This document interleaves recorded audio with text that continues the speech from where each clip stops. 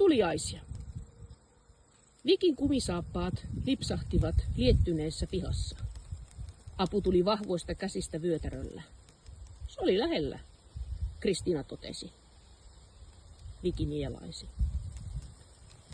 Pellon reunalla Viki kirosi ääneen EU-tarkastajan työtään.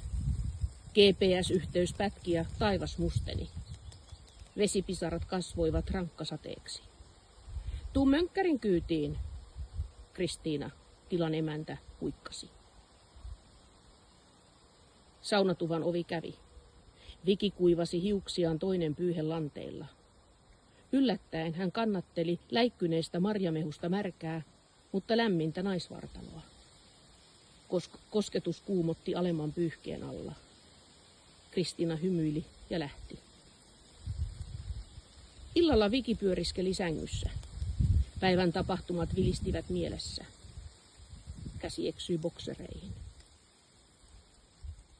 Lähtökahveilla Viki söi 6. pullasiivua. Kristiina hörähti, pyörähti pakastimella ja ojensi kylmäkassissa pari pitkoa. Tuliaisia. Muistat ekan keikkasi pidempään. Huokaisten Viki käynnisti autonsa.